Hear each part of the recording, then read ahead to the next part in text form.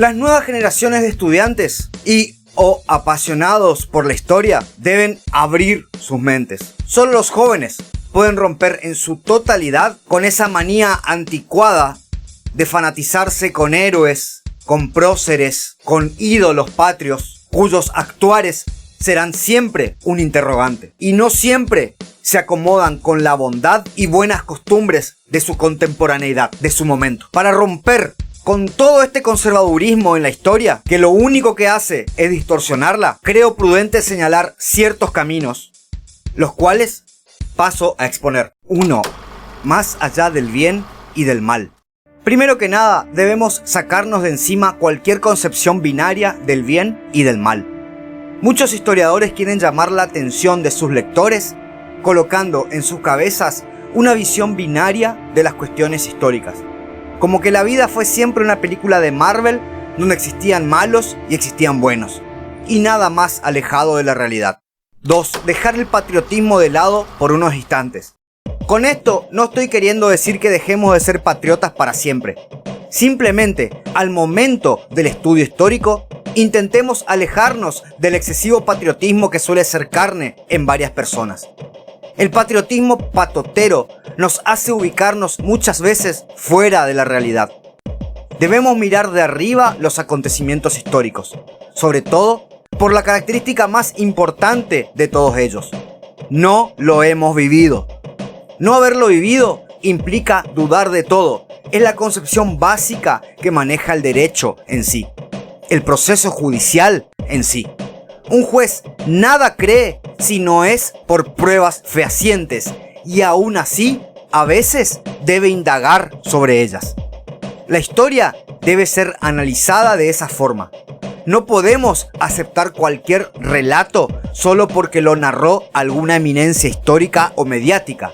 Todo debe ser sujeto a comparaciones y análisis. 3. Cada libro, un mundo. Cada libro es una interpretación de la historia, sin perjuicio de que algunos autores, tan influenciados por otros, puedan dejarse llevar por opiniones de estos. No hay una sola interpretación, porque somos todos distintos en ciertas formas. Cada uno, de acuerdo a sus experiencias, a los libros que leyó y demás causas, casi siempre tendrá puntos de vista diferentes. 4. Todo es relativo. No se debe aceptar como principio absoluto absolutamente nada. Debemos dudar de todo y, sobre todo, tratar de comprender la moralidad vigente en la época de los hechos analizados.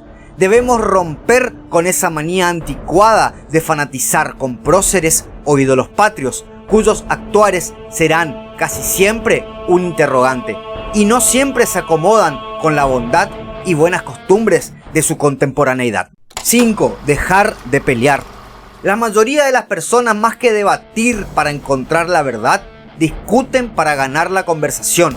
Es decir, en una charla, generalmente se suele correr para un lado la búsqueda de la verdad, lo que idealmente debería ser la verdadera finalidad en una conversación o debate, para hacer nacer así una controversia y buscar en ella, gracias al maldito orgullo, un ganador en la discusión.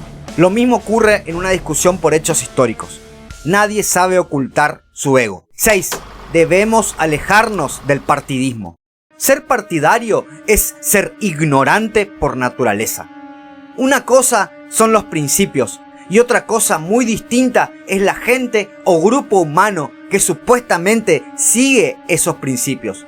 O, mejor aún, manifiesta seguir un partido por sus principios, pero no cumple ninguno o los distorsiona a su antojo. Si nos dejamos llevar por pasiones, saldríamos para siempre del camino de la búsqueda de la verdad, porque taparíamos las teorizaciones que nos molestan simplemente por ser apasionados. 7. Cada historiador no cuenta la verdad ni la realidad.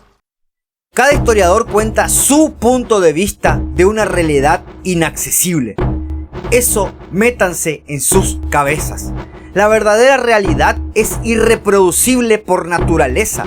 no solamente los hechos físicos, sino también los pensamientos de las personas de épocas de antaño, son cuestiones que, desde el vamos, no se pueden reproducir perfectamente. Intenten ustedes reproducir perfectamente cómo transcurrieron los hechos en una juntada de amigos del fin de semana pasado. Ahora intenten reproducir el pensamiento de cada uno de esos amigos. Bueno, ahora hagan lo mismo con algún hecho histórico. ¿Ven lo difícil e incompleto que es contar lo que pasó? Conclusiones. Partiendo de estos cánones es como debemos entender la historia. Viéndola de esa forma, vamos a comprender que nadie tiene la verdad absoluta. En su mayoría, solamente podemos suponer. No porque 5 o 6 historiadores afirmen que un hecho pasó de tal o cual forma, significa que esa sea la verdad. Siempre hay que tener el intelecto de dudar de hasta lo que nos dicen que es una verdad absoluta, inmutable. Hay que tener esa valentía. El verdadero historiador o analista de la historia nunca está seguro. Duda de hasta la veracidad de las fuentes históricas. El verdadero historiador compara las fuentes históricas, las investiga y más que certezas, deja preguntas.